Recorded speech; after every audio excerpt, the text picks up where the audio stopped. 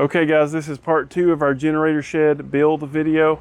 So what we're going to go over today is going to be the basics on how we installed the vent fan, how we covered the exhaust on the generator to get it outside of the generator shed, how we wired it, and the thermometer that we use so that we can monitor the temperatures inside the generator shed to make sure everything's running safe. So let's talk ventilation fan. So this ventilation fan, as you can see, it's got metal legs on it, and that was made to go in a stand. But I needed to raise it up higher, and those legs kind of stuck out backwards a little way because it made a U shape. And I was like, there's got to be a better way. There's got to be a better way to do this for what I need. And so I came up with a way. It was a pretty expensive way, but it's still cheaper by doing all this than it was to buy one of them attic fans that wouldn't push as much air. So it's up to you. So basically what I wanted was something to hold the weight of the fan up. The best thing that I found was some 3/4 inch galvanized pipe. Now that 3/4 inch galvanized pipe actually fits right inside that leg where the notch that would normally hold the leg, it held it great. So 3/4 inch pipe, that's the way to go for this particular fan. Now, whatever you use, you might have to do something else, but it worked for me. So I put a pipe flange at the bottom of the 3/4 inch pipe to give it a little stability. I did try to screw it down in the floor. Granted, the screws are more into the rubber mat, but they did go down in the plastic a little bit. They're not the most secure, but they don't shift side to side. And for this particular application, I think that's fine. It does support the weight of the fan, but the problem that I had to come up with was a way to keep the fan toward the wall and not let it fall back, because it has plenty of support vertically, but zero support horizontally. So the plan that I came up with in order to hold this against the wall was I got a cheap handle here from the hardware store, and I just put some screws in that. Now you want to get one that disperses the weight over an area, so that has like a plate with multiple different screws on there, because if you only have like 1 or 2 screws, it's going to be more apt to pull out because it's just going into a thin layer of plastic.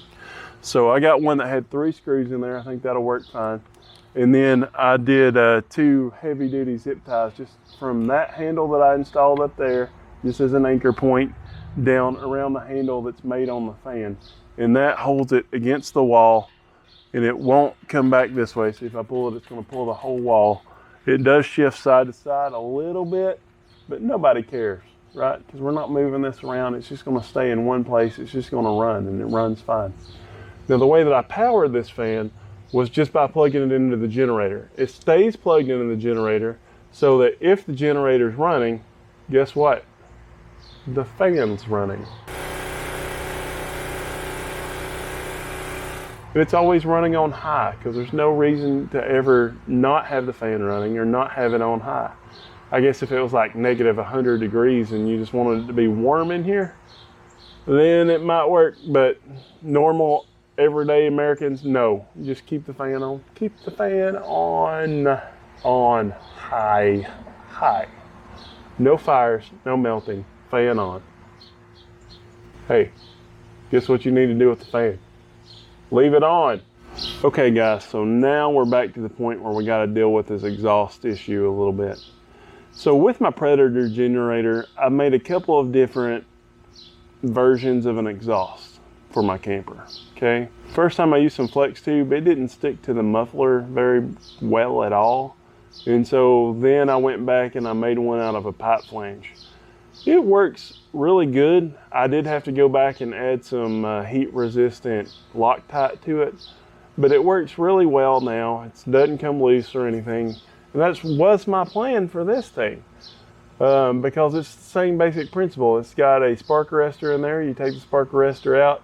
You can use that spark arrestor plate, which is just a cover that goes over the screen, in order to trace the shape and where the holes are on the pipe flange. You can just make one out of 1 inch pipe flange and use heat resistant silicone, the red silicone on there, and everything should be fine. But the problem that I had, there was 2 problems that I had. One, those screws seemed really dinky that were in that thing. And 2, the pipe flange was so big and thick, even if you were to cut it out in the center, where you only had like the portion that you needed for the center with the holes in it like you marked from the spark arrestor. The problem was that it was going to be too big to probably fit back under the heat shield of the generator, which was the second issue. And so what I had done is I had took the bolts off of that side of the heat shield and I just bent it out and lifted it up while I was working on it.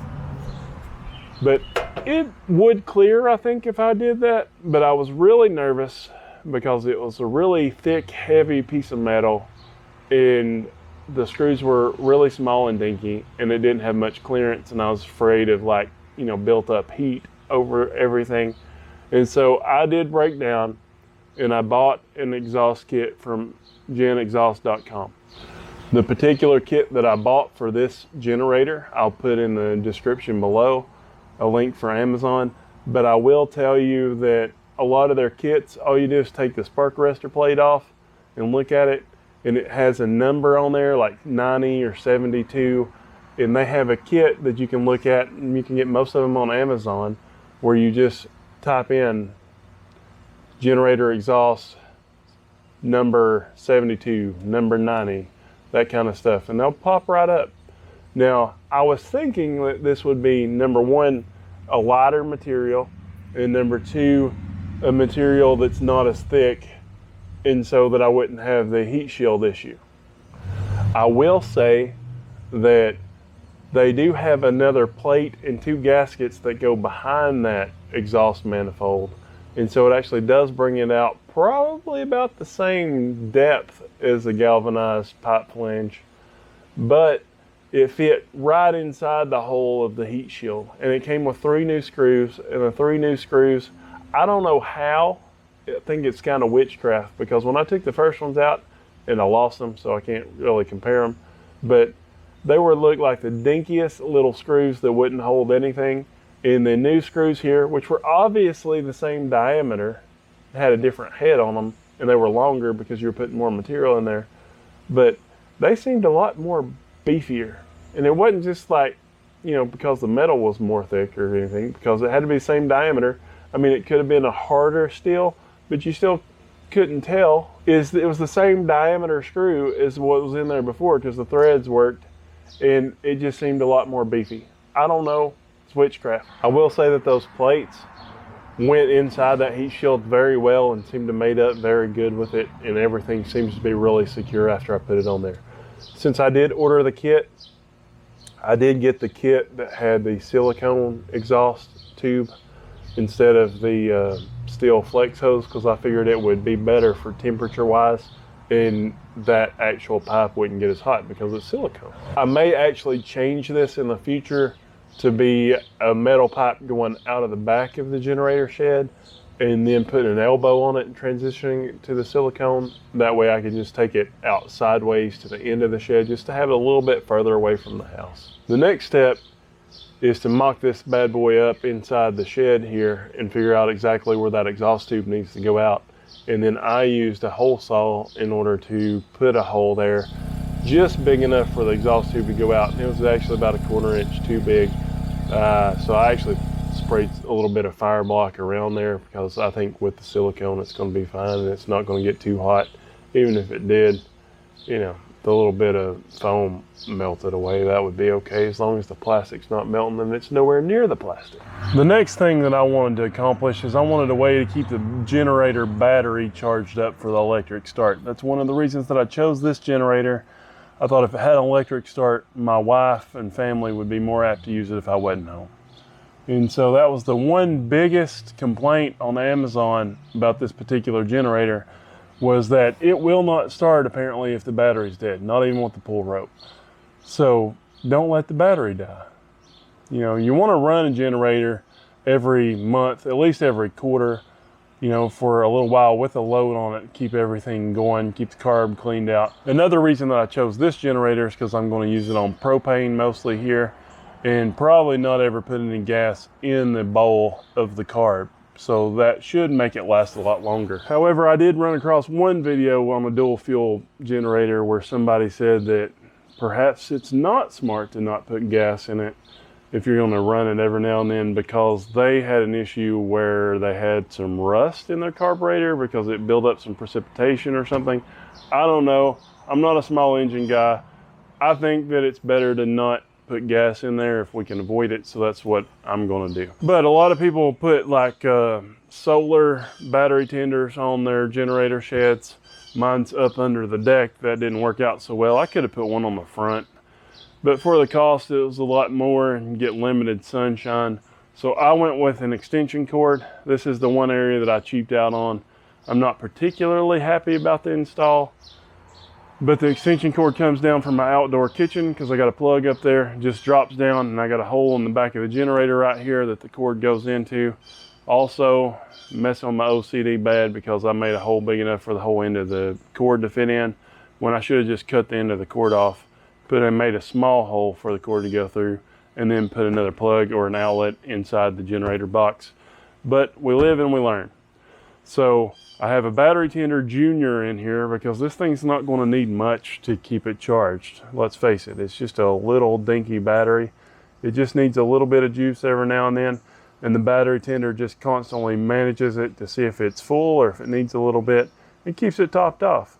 And so my particular home for the battery tender right now is actually underneath the generator.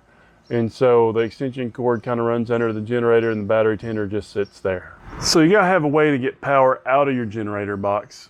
So I decided to install just an outlet here. I had another complication with my generator, which we'll talk about in a minute, but this I figured would be easier. I got a 4-prong twist lock plug that was actually given to me as a promotional item for review from Bouge RV. Seems to be a great extension cord, made very well.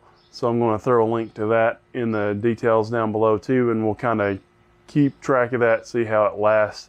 We can give you some updates on it.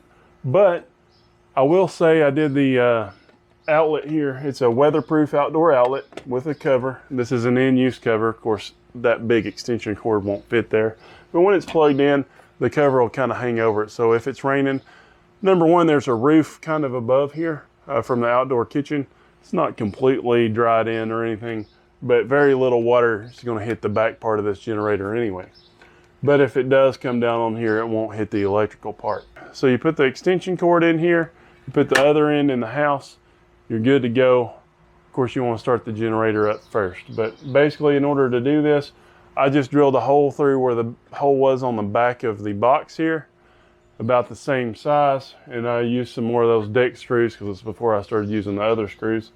And then I just attach this to the wall, and then we'll go and look at the inside. Okay, so looking at the generator here, you got two things plugged in. This is the fan. I told you the fan's always going to be plugged in. This is the twist lock. This is always going to be plugged in too because the other end's not going to anything, and it's going to that box we just talked about. So we'll take that out, and I'll show you this is just a regular twist lock. Now the problem with this is a 3-prong twist lock, also known as an L530R.